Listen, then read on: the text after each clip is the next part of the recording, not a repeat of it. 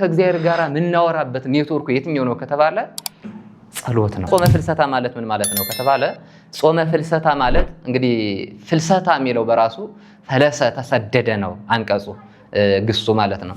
እና ጾመ ፍልሰታን ስናነሳ ፈለሰ ተሰደደ ከአንድ ቦታ ወደ ሌላ ቦታ መሰደድን፣ መዛወርን፣ መሄድን፣ መንቀሳቀስን ከምድር ወደ ሰማይ መውጣትን ማረግን የሚያሳይ ነው። መሄድን የሚገልጽ ነው ፍልሰታ የሚለው ያንን ነው። ስለዚህ መፍለስ ጾመ ፍልሰታ ማለት ደግሞ የምንፈልስበት ሳምንት ነው። ይሄ እንዴት ከተባለ ከቤታችን ሆነን ወደ እመቤታችን፣ ከቤት ሆነን ወደ ቤተክርስቲያን ምንፈልስበት፣ ምእመናን ከቤታቸው ሆነው ወደ ገዳም፣ ወደ ጸሎት፣ ወደ ተቀደሰው ቦታ የሚሰደዱበት የሚጓዙበት ሳምንትና ጊዜ ጾመ ፍልሰታ ተብሎ ይጠራል።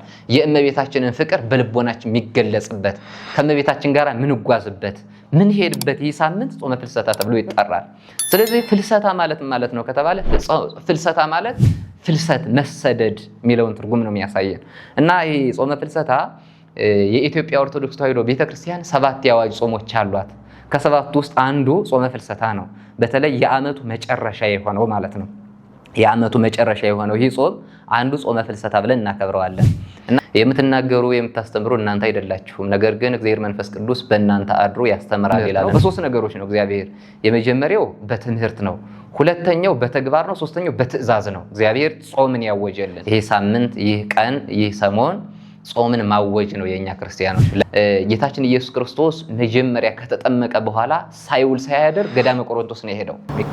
በስመ አብ ወወልድ ወመንፈስ ቅዱስ አሃዱ አምላክ አሜን አሜን። አምላካችን ቅዱስ እግዚአብሔር ስሙ በላይ በነገደ መላእክት በቅዱሳን በምድር በደቂቀ አዳም ክብር በታችን ባሉ በካለ ፍጥረት ስሙ ከመለ ስሙ ለእግዚእነ ኢየሱስ ክርስቶስ ይስግድ ኩሉ ብርክ እለ ውስተ ሰማይ ወእለ ውስተ ምድር ወዘታሕተ ያለ ምድር። ስሙ በላይ በነገደ መላእክት በቅዱሳን በምድር በደቂቀ አዳም ክብር በታችን ባሉ በካለ ፍጥረት ስሙ የተመሰገነ ይሁን። እንዲሁ እንድንሰባሰብ ምክንያት የሆነችን ለአንድነታችን ፍቅር ለመኖራችን ዋስትና ለብርሃናችን ምስራቅ ለምግባችን ቤተልሔም የሆነች እናታችን ቅድስት ድንግል ማርያም ትምክህቶሙ ለደናግል የተባለች እናታችን ቅድስት ድንግል ማርያም ነቢያቱ ከሩቅ ሆነው ያዩት የተሳለሟት እጅ የነሷት ደናግሉ የተመኩባት አንቲ ምስራቅ ዘወፃ እምኔኪ ኮከብ ብሩህ ዘነጽር ወቅዱሳን ነቢያት፣ አንቺ ምስራቅ ነሽ፣ ባንቺ በምስራቂቱ በኩል ደግሞ ፀሐይ ጽድቅ ኢየሱስ ክርስቶስ ወጣ ብለው ነቢያቱ ከሩቅ ሆነው አይተው እጅ የነሷትና የተሳለሙባት እምርሁ ቅርኢዋ ወተአምህዋ፣ ከሩቅ ሆነው አዩት አይተውም እጅ ነሷት ብሎ ሊቁ እንደተናገረ ሐዋርያው ቅዱስ ጳውሎስም በዕብራውያን መልእክቱ ምዕራፍ 11 ላይ እንደገለጻት ነቢያቱ ከሩቅ ሆነው አይተው እጅ የነሷት እናታችን ቅድስት ድንግል ማርያም ስሟ ከፈጣሪ ዝቅ ብሎ ከፍጥረታት ሁሉ ከፍ ብላ የተመሰገነች ትሆን። እንዲሁ እግዚአብሔር ያከበራቸው ቅዱሳን መላእክት፣ ቅዱሳን ነቢያት፣ ቅዱሳን ጻድቃን ሰማዕታት ህድግቦ መነንጎ ለዘዓለም ብለው ይህንን ዓለም በመናቅ ዳጓጥሰው ድንጋተን ተረሰው ጤዛ ልሰው ለሀገራችን ለኢትዮጵያ እንዲሁም ለዓለም አንድነትን፣ ፍቅርን፣ ሰላምን ሁሉ የሚለምኑልን ባሕታውያንን እግዚአብሔር እንዳከበራቸው መጠንና ደረጃ የተመሰገኑና የተከበሩ ይሁኑ። በቅድሚያ በዚሁ በሶሻል ሚዲያ የምትከታተሉ በዚሁ በሰናይ ሚዲያ የምትከታተሉ እህቶችና ወንድሞች ሁላችሁንም በወደደን ባሰባሰበን በጠራን በእግዚአብሔር ፍጹም ሰላምታ እንደምን ዋላችሁ። ይህንን ሶሻል ሚዲያውን እንድትወዳጁት በእግዚአብሔር ፍቅር እናሳስባለን። ሳብስክራይብ፣ ሼር እያደረጋችሁ አብራችሁን ቆይታ እንድታደርጉ የእግዚአብሔር ቅዱስ መልካም ፈቃድ ይሁን። ዛሬ ማረበት ጾም በሚል ኃይለ ቃል እንማማራለን። ጾም ማለት ምን ማለት ነው? በጾመ ፍልሰታን በተመለከተ የተወሰነ ትምህርት እንማማራለን እና እግዚአብሔር መንፈስ ቅዱስ ከሁላችን ጋር ሆኖ እንዲያስተምረን የእርሱ መልካም ፈቃድ ይሁን። እዚህ በማቴዎስ ወንጌል ምዕራፍ 10 ቁጥር 20 ላይ እስመ ኢኮንክሙ አንትሙ ዘትትናገሩ አላ አቡክሙ ሰማያዊ ውእቱ ይትናገር በላዕሌክሙ ይላል። የምትናገሩ የምታስተምሩ እናንተ አይደላችሁም፣ ነገር ግን እግዚአብሔር መንፈስ ቅዱስ በእናንተ አድሮ ያስተምራል ይላልና እግዚአብሔር መንፈስ ቅዱስ በእኛ አድሮ መልካሙን ነገር ሁሉ እንዲናገር የእግዚአብሔር ቅዱስ መልካም ፈቃድ ይሁን። ዛሬ መጽሐፍ ቅዱስ ላይ በተለይ አሁን ቀጣይ የምናገኘው ታላቁ ጾም አለ፣ ጾመ ፍልሰታና እሱን በተመለከተ የተወሰነ ትምህርት እንማማራለን። እግዚአብሔር መንፈስ ቅዱስ በመካከላችን እንዲያድር ሕያው ቃሉን ለቅዱስ ሙሴ በልቦና ሰሌዳው ላይ የጻፈ በእኛም በልባችን ሰሌዳ ላይ ቅዱስና ገናና ክቡር የሆነውን ስሙን እንዲጽፍብን መልካሙን ነገር ሁሉ እንዲያደርግልን የእግዚአብሔር ቅዱስ መልካም ፈቃድ ይሁን። ዛሬ እንግዲህ የምንማማርበት ጾም በሚል ኃይለ ቃል እንማማራለን። ጾም ማለት ምን ማለት ነው? ጾምና የመንፈሳዊ ተጋድሎ የመንፈሳዊ ስራዎች ያላቸው ህብረትና አንድነት እንዲሁም ልዩነቱ ምንድነው? ጾምና ክርስቲያን በሚሉ በእነዚህ እንዲሁ ይሄ ጾም በሚለው ዙሪያ ላይ እንማማራለን። እንዲሁ መነሻ ማደርገው በዚህ በትንቢተ ኢዩኤል ምዕራፍ 2 ላይ መነሻ አድርጌ አንድ ኃይለ ቃል አለና ጾምን ቀድሱ ሚል ቃል አለ። በዋናነት በጽዮን ተራራ ጾምን ቀድሱ ጉባኤውንም አውጁ በማለት ይናገራልና አንዱ የጾም ምናውጅበት ነው። ይሄ ሳምንት፣ ይህ ቀን፣ ይህ ሰሞን ጾምን ማወጅ ነው የኛ ክርስቲያኖች። ለምን ከተባለ ንስሐ ያልገቡት ንስሐ ገብተው፣ ለጾም ያልተዘጋጁት ለጾም እንዲዘጋጁ፣ እንዲሁም ደግሞ መንፈሳዊ ስራን ለመስራት እንዲነሳሱና በህይወታችን ደግሞ መልካም ስራዎችን ሰርተን እንድንቀደስ እንዲቀደሱን በረከትንም እንዲያገኙ የምናውጅበት ጾምን የምንቀድስበት ሳምንት ነው። ለጾም አስፈላጊ የሆኑ ነገሮችን ሁሉ ዝግጅት አድርገን የምንቆይበት ሳምንት ነውና ሁላችሁም ክርስቲያን እህትና ወንድሞቼ በዚህ ሳምንት ለጾም ያለንን ዝግጅት የምናሳይበት ነው። ከዛ ስለ ጾም አዋጅ መናገር፣ ጉባኤውን ማወጅ። በተለይ አሁን የሚመጣው 16ቱ ቀን አንድ ጉባኤ ነው በቤተ ክርስቲያናችን መልካሙን ስራ ሰርተን የምናልፍበት ነውና ያንን ደግሞ የማወጁን ስራ ነው የምናገር። ይሄ ነብዩም በትንቢት ጾምን ቀድሱ ጉባኤውንም አውጁ ብሎ በትንቢቱ ማለት በመጽሐፉ በትንቢተ ኢዩኤል ምዕራፍ 2 ላይ እንደምናነበው ከዛ ጋር የነገረን ነውና ጾም ማለት በራሱ ምንድነው የሚለውን ከአበው ትምህርት መነሻ አድርጌ የተወሰነ እናገራለሁና በተለይ ቅዱስ ያሬድ ስለ ጾም ሲናገር ጾም ተፈውስ ቁስለ ነፍስ፣ ጾም ተፈውስ ቁስለ ነፍስ ወታጸምም ኩሎ ፍትወታተ ዘሥጋ ይላል።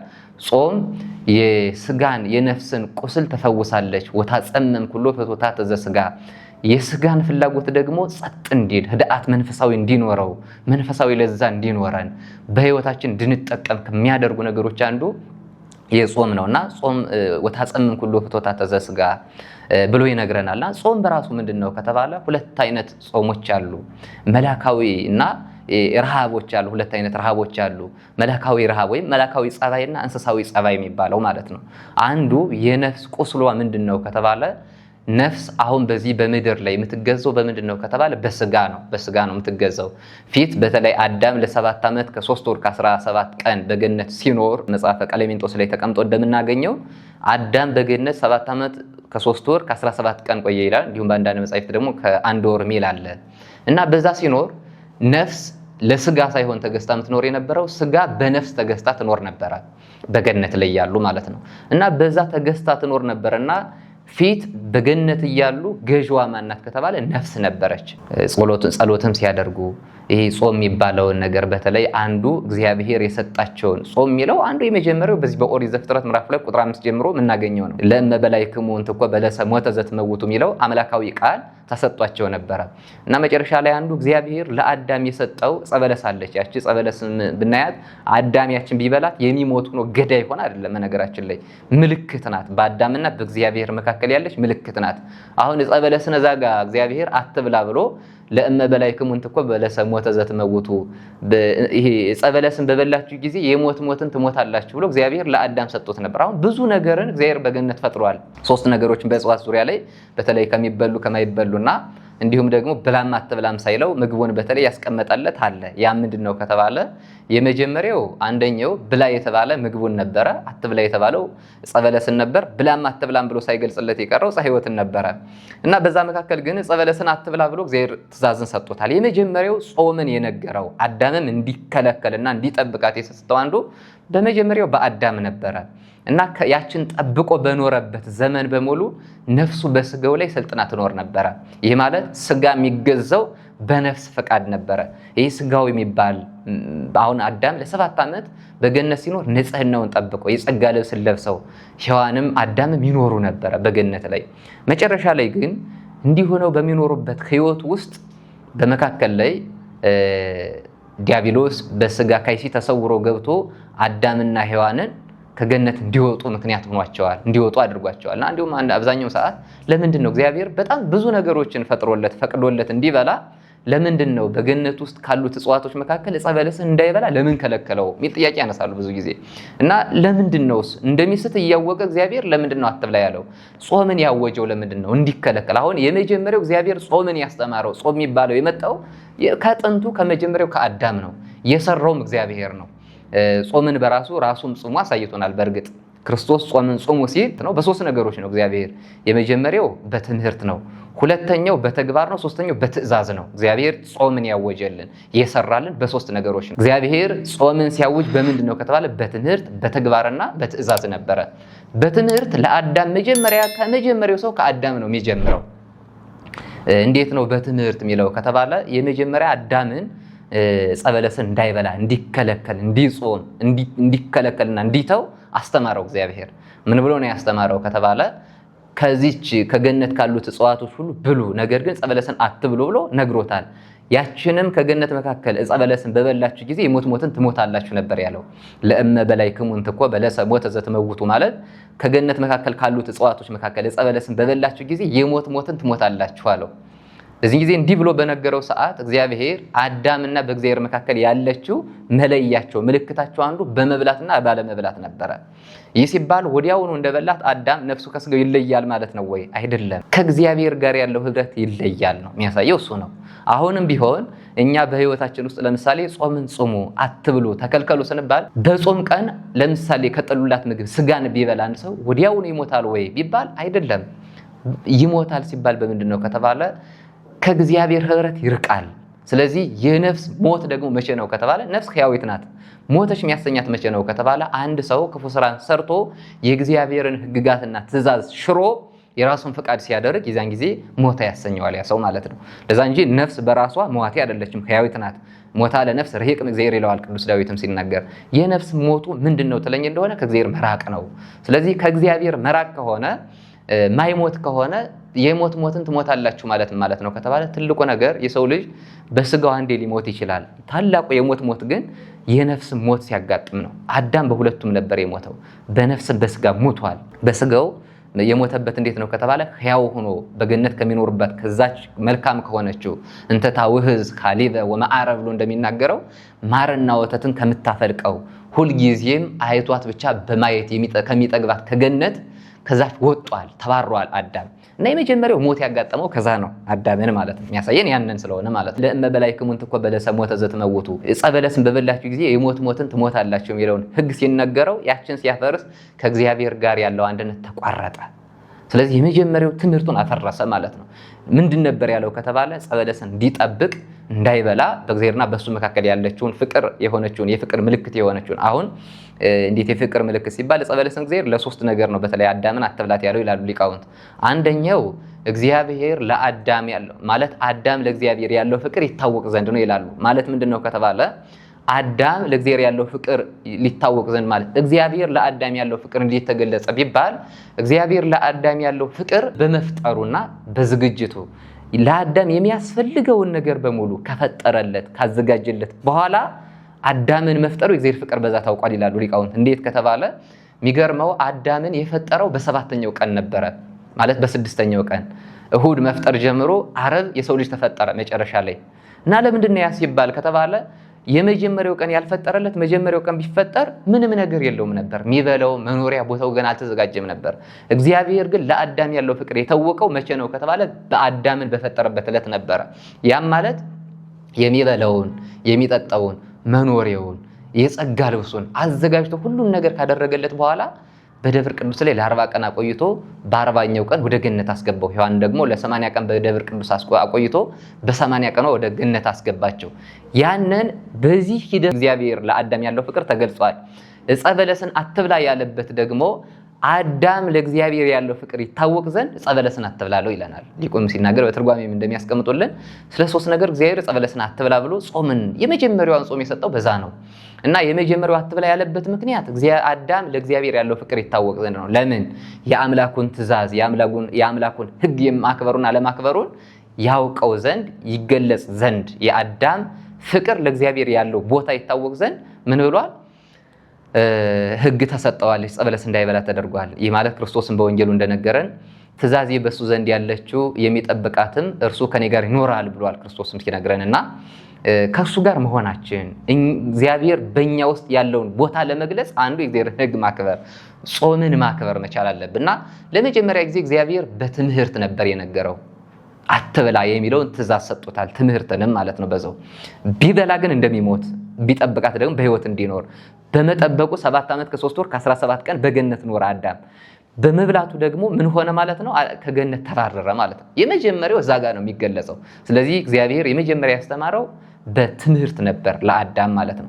ሁለተኛው በተግባር እዚህ ማቴዎስ ወንጌል ምዕራፍ 4 ላይ እንደምናነበው ወጾመ እግዚእነ 40 መዓልተ ወ40 ሌሊተ ይለናል። ማቴዎስ ወንጌል ምዕራፍ 4 እንደምናነበው ጌታችን ኢየሱስ ክርስቶስ ጾምን በተግባር ነበር የሰራልን። 40 መዓልት 40 ሌሊት ጾሙ ነበር ያለ እና ብዙ ጊዜ ጾምን በራሱ በተለይ አሁን የጾመ ፍልሰታን እናገኘዋለን በራሱና የመጀመሪያው እንዴት ነው የጾመው ሲባል የጾምን ሂደት ሲናገር በተለይ ለሚችሉ ምእመናን ሲያሳይ ጌታችን ኢየሱስ ክርስቶስ መጀመሪያ ከተጠመቀ በኋላ ሳይውል ሳያድር ገዳመ ቆሮንቶስ ነው የሄደው እና ገዳመ ቆሮንቶስ ሄዶ 40 መዓልት 40 ሌሊት ጾመ።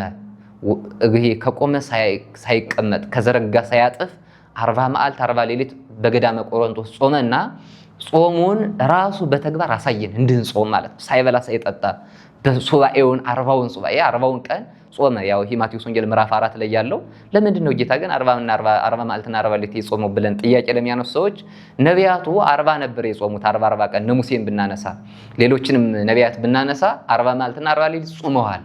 ጌታም 40 መዓልትና 40 ሌሊት የጾመበት ትልቁ ምክንያት አንዱ አትርፎ 42 43 ቢጾም ኖሮ አባቶቻችን ነቢያት 40 ነበር የጾሙት፣ እሱ ግን አትርፎ ጾመ አንቀበለውም ብለው አይሁድ ምክንያት እንዳይሆናቸው ነው ይላሉ።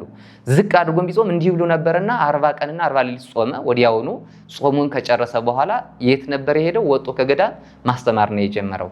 ልክ እንደዚሁ እኛ ምእመናን በተለይ ጾምን በምንጾም ሰዓት በህይወታችን ለመባረክ ስንፈልግ ክርስቶስ ራሱ አስተምሮናል። አንዱ ትምህርቱ በራሱ በተግባር ነበር ጾምን የሰራለን እና ይሄ አሁን ጾመ ፍልሰታንም ስንጾም አሁን በተለይ በኋላ ላይ ፍልሰታ ራሱ ምንድነው በህይወታችን ምንድነው የሚሰጠን ነገር የሚለውን በዛው እናየዋለን። እና ጾመ ፍልሰታንም ለመጾም ምናስብ ሰዎች በራሱ እንደ ክርስቶስ ከተቻለ የምንችል ሰዎች ወደ ገዳም በመሄድ ይሄ ህድአት መንፈሳዊ የሚባለው ይሄ ጸጥ ያለ ተመስጦ የምናገኝበትን በህይወታችን ምንባረክበትን ቦታ ወደ ገዳም መሄድ መቻል የሚቻለ እንደዛ ማድረግ በገዳም ሆነን ማሳለፍ ክርስቶስ ያንን ያሳየ። ጾምን በምንጾም ሰዓት በህይወታችን ምንባረክበትን ነገር በሙሉ ለማግኘት ወደ ገዳም እንድንሄድ ክርስቶስ አሳይቶናል እና ወደ ገዳም ነበር ሄደው ክርስቶስም ያን አድርጓል። ለምንድን ነው የሆነው? እሱን በኋላ ላይ እንመጣበታለን በዋናነት እና ወደ ገዳም ሄደ ክርስቶስ። በገዳም ሄዶ 40 መዓልትና 40 ሌሊት ጾሞ አሳየን። ስለዚህ ጾምን ክርስቶስ ያሳየው እንዴት ነው ከተባለ በተግባር ነበር ጾምን እንድንጾም ያሳየን ማለት ነው። ሁለተኛው እንግዲህ አንደኛው በትምህርት ነው፣ ሁለተኛው በተግባር፣ ሶስተኛው ደግሞ ክርስቶስ ጾምን ሲሰራለን በምንድን ነው ከተባለ በትእዛዝ ነበረ ጾምን እንድንጾም ማለት ነው። እነ ቅዱሳን በራሱ ያንን ገንዘብ አድርገውታል። እንዴት ነው ከተባለ የማቴዎስ ወንጌል ምዕራፍ 5 ላይ በምትጾሙ ጊዜ ፊታችሁን አታጠውልጉ ቅብኡ ርእሰክሙ ነበር የሚለው። እንዲሁም ራሳችሁን ቅቡ ማለት በፍቅር በሃይማኖት በምግባር ሆናችሁ ፊታችሁን የጾምን ይሄ እንዲሁም ምንድነው የሚሉት በዚህ ማቴዎስ ወንጌል ላይ እንደ አሕዛብ አትሆኑ ነው የሚለው። የትኩኑ ከመመደልዋን እንደ አሕዛብ አትሆኑ። ለምንድን ነው ከተባለ አሕዛብ እንደ ጾሙ ይታወቅላቸው ዘንድ ፊታቸውን አጠውልገው በተመሳቀለ መንገድ ላይ ይቆሙ ነበር፣ ይቀመጡ ነበር። ክርስቶስ ግን ያን አታድርጉት፣ ጾማችሁ የፍቅር ይሁን። ወሶበ ትጸውሙ ቅብኡ ርእሰክሙ ነበር የሚለው። ወህጽቡ ገጸክሙ ፊታችሁንም እጠቡት፣ ራሳችሁን ቅቡት ማለት ይሄ ቅባትን ቅቡት ማለት አይደለም፣ ቅቤን ተቀቡ ማለቱ አይደለም። ክርስቶስ በፍቅርና በሃይማኖት በምግባር ሆናችሁ ጾምን ጾሙ ለማለት ነው። ፍቅር የተሰኘው ስትጾሙት ደስ እየተሰኛችሁ ሳትሰለችሁ በፍቅር ጾሙት ለማለት ነውና የክርስቶስን ጾም ስንጾምም እኛ እንዴት ነው መጾም ያለብን ብለን ስንናገር ክርስቶስ እንደነገረን ፊታችን ሳናጠውልግ በፍቅርና ደስ ብሎን ነው መጾም መቻል ያለብን እና ክርስቶስ ጾምን በሶስት ነገር ነበር ያሳየን። የመጀመሪያው በትእዛዝ በትምህርት በተግባርና በትእዛዝ በሶስት ነገር ጾምን መስርቶልናል። ያሳየንም በዛ ስለሆነ እና ይሄንን ካደረገ በኋላ እንድንጾም የመጀመሪያውን ጾም ግን ለማን ያሳየው ከተባለ ለአዳም ነበረ እና አዳም ዕፀ በለስ እንዳይበላ አወጅና ነገረው።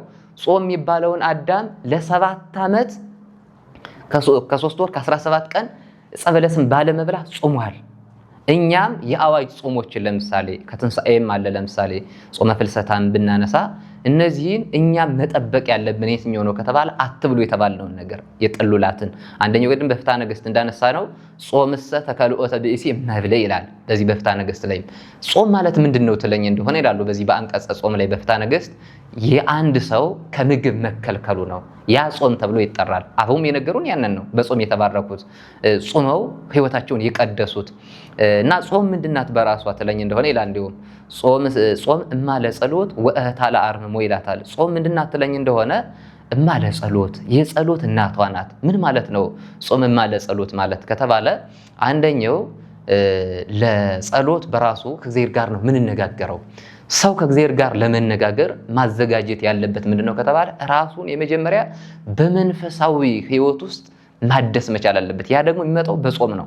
ሰው ሲጾም ከእግዚአብሔር ማየት ይችላል፣ ከእግዚአብሔር ጋር መነጋገር ይችላል፣ ልቡን ማንጻት ይችላል። ሰው ሲጾም ማለት ነው። ለዛ ነው አሁን ይህ ጾም ምንድነው ነቢያት በራሱ ከእግዚአብሔር ጋር ያወሩ የነበሩት ይነጋገሩ የነበሩት እነ ሙሴን ሌሎችንም ነቢያት ብናነሳ በጾም ነበረ። 40 ቀንና 40 ሌሊት እነ ሙሴ የጾሙት ለምንድነው ከተባለ ከእግዚአብሔር ጋር ለመነጋገር ነው። ከእግዚአብሔር ጋር መነጋገር የሚቻለው በጾም ነው። ለጸሎት የጸሎት እናት ናት የተባለችው ጸሎት ራሱ ከእግዚአብሔር ጋር የምናወራበት ነው። ከእግዚአብሔር ጋር ለማውራት ጾም ያስፈልጋል ማለት ነው። የሚያሳየን እሱን ስለሆነ ሙሴ 40 መዓልትና 40 ሌሊት ጾሞ ከእግዚአብሔር ጋር ካወራ እንዲሁም ነቢያቱ በራሱ ልባቸውን ንጹህ በማድረግ ልብን ለማንጻት ጾም አስፈላጊ ነው። ስም በአንጽሖ መንፈስ ርእይዎ ነቢያት ለእግዚአብሔር ይለናል። እንዲሁም ነቢያት ልባቸውን ንጹህ በማድረግ ከእግዚአብሔር ጋር ተነጋገሩ፣ አዩት፣ እግዚአብሔርን አዩት ይለናል። አሁን እግዚአብሔርን በባህሪው ያየው የለም ይላል ዮሐንስ። እና በምን አዩት ከተባለ መገለጽ ማየት በሚችሉት ልክ እንዲያዩ ረድቷቸዋል። ስመ በአንጽሖ መንፈስ ርእይዎ ነቢያት ለእግዚአብሔር የሚለው ያንን ነው። ነቢያት ልባቸውን ንጹህ በማድረግ እግዚአብሔርን አዩት ብሎ ሲናገር አልቦ ዘርእዮ ግሙራ ወኢመኑሂ ይለዋል ዮሐንስ በወንጌሉ ምዕራፍ 1 ከቁጥር 17 ላይ ስናነብ እግዚአብሔርን አንድስ እንኳ ያየው የለም ብሎ ይናገራል። እና እግዚአብሔር እንዴት ነው ያዩት ቅዱሳን ከተባለ ልባቸውን ንጹህ በማድረግ አይተውታል። እና ያን ልባቸውን ንጹህ አድርገው ያዩት ግን በባህሪ ክብሩ ሳይሆን መገለጽና ማየት በሚችሉት በጸጋቸው ልክ እነ ሙሴ እንዳዩት። ለምሳሌ አሁን በባህሪ ክብሩ ትንሽ እዚህ ስናፍሽ ቅንጣት ታክል እንኳን ቡቅ ሲያደርግ ነቢያቱም የሰው ልጅ ማየት አይችልም። እንዴት ከተባለ የኔ ወዳጅነት ያንተን ባለሟልነት በምን ይታወቃል ብሎ ነበር ሙሴ ያቀረበው ማለት ነው። እና ያ እንዴት ነው ከተባለ ሙሴ ምን ብሎ ጥያቄ ያቀርባል ከተባለ የመጀመሪያው የሚያሳየን ያንተ ወዳጅነት የኔ ላንተ ያለኝ ወዳጅነት በሕዝቡ ዘንድ እንዴት ይገለጻል? ስለዚህ ተገለጽልኝና ልይህ አለው ክርስቶስን። ሙሴም እንዲህ ብሎ ለእግዚአብሔር ጥያቄ ባቀረበ ጊዜ እግዚአብሔር እንዲህ ብሎታል፣ የኔን ፊት አይቶ ለአንድ ሰዓት እንኳን መቆም የሚቻለው ማንም የለም አለው። አልቦ ዘይሬ ገጽ ወይ ሀዩ አሐተ ሰዓተ ነበር ያለው። የኔን ፊት አንድ ደቂቃ እንኳን አይቶ መቆም የሚቻለው የለም አለው። እንግዲህ የኔ ባለሟልነት በምን ይታወቃል ቢለው ከልጅ ልጅ ተወልጄ እገለጽልሃለሁ አለው። መጨረሻ ላይ ክርስቶስ ከድንግል ማርያም በስጋ ተገለጸና በደብረ ታቦር እንዲሁ ከምጉታን ሙሴን ከብሔረ ሕያዋን ኤልያስን ሶስቱን ደቀ መዛሙርት ጴጥሮስን ያዕቆብና ዮሐንስን ይዘው ወደ ደብረ ታቦር ሄዶ ተገልጾላቸዋል። በተገለጸለት ጊዜ ግን ምንድን ነበር ያለው? ከባህሪ ክብሩ ትንሽ የስናፍጭ ቅንጣት ታክል ብርሃኑን ቢያሳያቸው ሙሴ በዛን ጊዜ ምንድን ነበር ያሉት? ሄይሰኒ መቃብሬ ብሏል። በቃ መቃብሬ ትሻለኛለች ብሎ ወደ መቃብሩ መሰናበት ነበር የፈለገው። እና ምን በማለት ፈልጌ ነው?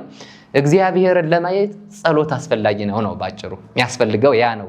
ሙሴ 40 መዓልትና 40 ሌሊት ጾሞ እግዚአብሔርን ካየ እኛም እግዚአብሔር እንዲታየን ቅዱሳን እንዲገለጹልን እንዲያነጋግሩን ከፈለግነን ጾም መጾም ወሳኙ ነገር ነው ማለት ነው። እና ይህን ጾም የፊተኛውን አሁን ቅዱስ ኢዩኤልም በትንቢቱ ጾምን ቀድሱ ጉባኤውንም አውጁ ብሎ የተናገረው ለዛ ነበረ የሚያሳየና ከዚህ ውስጥ አሁን ክርስቶስም ለዛ ነበር ያሳየው ማለት ነው። እና እግዚአብሔር አምላክ ለአዳም መጀመሪያ ያስተምሮታል። ያስተማረው ምንድነው ከተባለ የመጀመሪያ ጾምን ያስተማረው ለአዳም ስለነበረ ዕፀ በለስን ነገረው፣ ተከለከለ።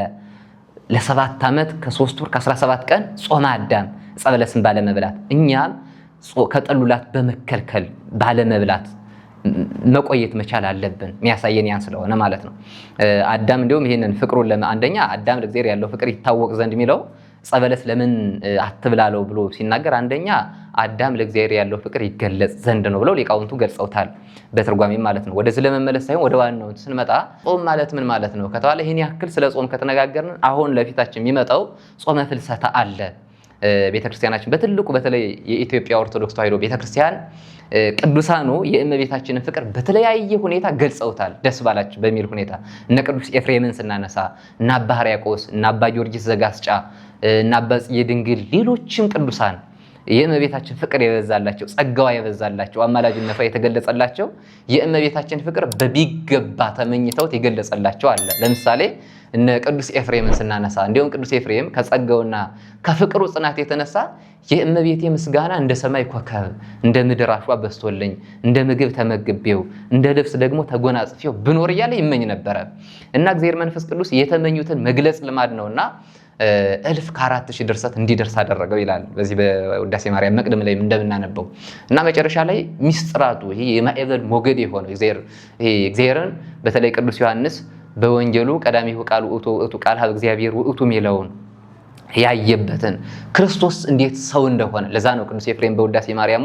ወፈነወ ወልዶ ዘያፈቅር የሚለውን የደረሰበትን አውድ ሊቃውንቱ ሲተረጉሙ ተቀዳሚ ተከታይ የሌለው አንድያ ልጁን ወረድ ተወለድ ሞት ተሰቀል ብሎ ለሕማም ለሞት አሳልፎ እስከ መስጠት ደረሰ ይላል ቅዱስ ኤፍሬም። ይህንን የደረሰው እንዴት ነው ከተባለ ከፍቅሩ ጽናት የተነሳ እግዚአብሔር መንፈስ ቅዱስን ግለጽልኝ ብሎ ወደ እግዚአብሔር ያቀርብ ነበር። እመቤታችን እንድትረዳው በምልጃዋ ይጠይቅ ነበርና እግዚአብሔር መንፈስ ቅዱስ በገለጸለት ሰዓት እግዚአብሔር ወልድ ከሰማየ ሰማያት ወደዚህ ምድር ማለት በማህፀነ ድንግል አካላዊ ቃል ለመቀረጹ ምክንያት የሆነውን ያን ያይና ያየውን ደግሞ ምን ብሎ ተናግሯል? አሃዝ እግዚኦ መዋግደ ጸጋከ፣ አቤቱ ጌታ ሆይ የገለጽክልኝ የማዕበል ፍቅሩ ይሄ የሚስጥሩ ማዕበል ሞገዱ በቃኝ ይበቃኛል ለማለትም በቅቷል ይላሉ። እንዲህ ያደረገው አንዱ ምንድነው ከተባለ ቅዱስ ኤፍሬምን መነሻ የሚያደርገው የእመቤታችን ፍቅር ነበርና ከፍቅሩ ጽናት የተነሳ የሉቃስ ወንጌልን ከሉቃስ ወንጌል ወበሳድስን እያወጣ ይጸልየው ነበር ይላል። ወበሳድስን በእድሜዋ ልክ 64 ጊዜ ይጸልየው ነበርና ያንን 64 ጊዜ በእድሜዋ ልክ የጸለየውን እመቤታችን ቅድስት ድንግል ማርያም መጨረሻ ላይ ለምስጋናዋ መልካም የሆነውን ነገር እንዲገለጽለት አድርጋለች። ያ በምንድነው ከተባለ ለእመቤታችን ባለው ፍቅር ማለት ነው። እኛ ምእመናኑ በተለይ አማኞች የኢትዮጵያ ኦርቶዶክስ ተዋሕዶ ቤተክርስቲያን አማኝ የሆን ነው የእመቤታችን ፍቅር እንዲገለጽልን በፍቅሯ እንድንወዳጅ በዚህ ፍቅሯን በልባችን ሰንቀን ለመያዝና እመቤታችን ከኛ ጋር እንድትሆን የምንፈልገውን ነገር ሁሉ እንዲሳካልን የምንፈልግ ከሆነ እንደ ቅዱስ ኤፍሬም መጾም ነው ትልቁ ነገር ማለት ነው። እንዴት ከተባለ ቅዱስ ኤፍሬም እየጸለየ እየጾመ ከሉቃስ ወንጌል ወበሳድስን አውጥቶ በእድሜዋ ልክ 64 ጊዜ በመጸለዩ 64 በእድሜዋ ልክ ውዳሴ ማርያም እንዲደርስ ምክንያት ሆነዋለች። እንዲሁም ምንድን ነበር ያለችው እመቤታችን? በተለይ ወደዚህ ወደ ፍልሰታ ስንገባ እናገኘዋለን እና አመስግነኝ ነበር ያለችው። የመጀመሪያው መጣ ከፍቅሯ ጽናት የተነሳ ለሱ ሚስጥራት እንደተገለጹለት ስታይ ሲገለጽለት የልቡን ተመኔት ያንን ስለፈጸመችለት ወድሰኝ ያለችው መጣ አመስግነኝ ያለችው። በይነምንት እክል ወድሶተኪ ዘእጅክሉ ሰማያውያን መላእክት ማለት ሰማያውያን መላእክት ምድራውያን ጻድቃን ሰማዕታት አንቺን ማመስገን የማይቻላቸው እኔ አንቺን ማመስገን እንዴት ይቻለኛል አላት። በከመ አለበወ ከመንፈስ ቅዱስ ተናገር አለችው። መንፈስ ቅዱስ እንዳናገረ መጠን ተነስና ተናገር አመስግነኝ አለችው። በቃ ይሄ ነው በዚህ ልክ ለእመቤታችን ያለው ፍቅር እሷን በማመስገኑ እንደሚባረክና እንደሚቀደስ ጠየቀችው። የጥያቄውን መልስ ደግሞ እሷ አገኘ እና በዚህ ሰዓት ወድሰኒ ስትለው ሰማያውያን መላእክት ምድራውያን ጻድቃን ሰማዕታት አንቺን ማመስገን የማይቻላቸው እኔ አንቺን ማመስገን እንደምን ይቻለኛል አላት። መንፈስ ቅዱስ እንዳናገረ መጠን ተናገራለች። ያሳየን እሱነን ነው።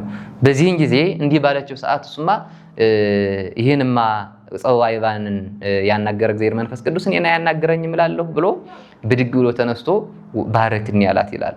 እመቤታችን ባርክኝ ብሎ ተቀረበ። መጨረሻ ላይ እመቤታችን በያዘችው መስቀለ ብርሃን ባረከችው ነው የሚለው። ስለዚህ ለቡራኬ በራሱ ይሄን ጾም ማክበር መቻል አለብን። አሁን በተለይ ወደፊት የሚመጣውን ጾመ ፍልሰታን ማለት ነው እና ያን የሆነበት አንዱ በምንድነው ከተባለ ለምስጋና ጀመረ። ምን ብሎ ውዳሴሃ ለድንግል ብሎ ጀመረው።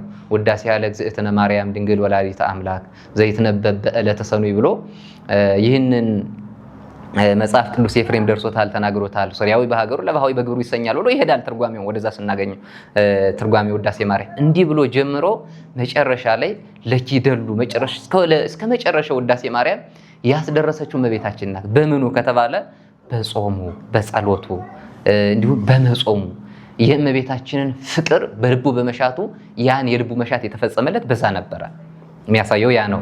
እንዲህ ብሎ ጀምሮ 64 እድሎችን ማለት የእመቤታችን እድሜዋ 64 ነው። እሱም 64 የውዳሴ ማርያም እድሎችን የደረሰው በምንድን ነው ከተባለ ካለው ፍቅር የተነሳ ነው እና የእመቤታችን ጸሎቱ፣ መጸለዩ፣ መጾሙ ከእግዚአብሔር ጋር ያለው ግንኙነት ለዛ ነው አሁን ጾም ማለት ጸሎት ወእህታ ለአርምሞ ብለን የተናገርነው። ይሄ የጸሎት እናት ናት ማለት ጸሎት ብሂል ተናግሮም ስለ እግዚአብሔር ይለዋል። ጸሎት ማለት ከእግዚአብሔር ጋር ምን እንነጋገርበት ነው። አንድ ሰው ለምሳሌ እዚህ ቦታ ሆኜ እኔ የላ ቦታ ያለችውን እህቴን ደውዬ ያገኛታለሁ። የተቀጠለ መስመር የለም፣ የተገናኘ መስመር የለም።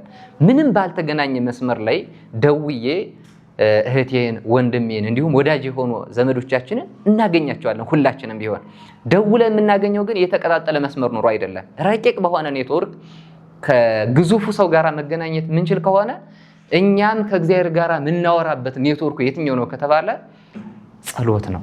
ሊቃውንቱም ጸሎት ብሂል ተናግሮም ስለ እግዚአብሔር ሰው በዚህ ምድር ላይ ሆኖ ሕያው ከሆነው እግዚአብሔር ጋር በመላእክት ዓለም ከሚኖረው ከእግዚአብሔር ጋር ምናወራበት ረቂቅ ኔትወርካችን ጸሎት ነው የሚያሳየን ሱነን ነው። ጸሎት ብሂል ተናግሮም ስለ እግዚአብሔርና ቅዱስ ኤፍሬምም ከእግዚአብሔር ጋር ያወራው በምንድነው ከተባለ በጸሎት ነበር። የሚያሳየን ሱነን ነው። በጸሎት ከእግዚአብሔር ጋር መነጋገር ይቻላል። ጸለየ። የጸሎቱን ምላሽ ግን እግዚአብሔር መንፈስ ቅዱስ ገለጸለትና 64 የውዳሴ ማርያም እድሎችን እንዲደርስ አደረገው። ሕርያቆስ ምናነሳቸው በውዳሴ ማርያም የተባረኩ የተቀደሱ ምናያቸው በታሪክ ደረጃ አባ ሕርያቆስን ስናነሳ የእመቤቴ ምስጋናዋ ፍቅሯ በልቤ ላይ እንደ ምድር አሸዋ እንደ ሰማይ ኮከብ በስቶልኝ እንደ ምግብ ተመግቤው እንደ ልብስ ተጎናጽፌው እያለ ይመኝ ነበር ነው የሚለው።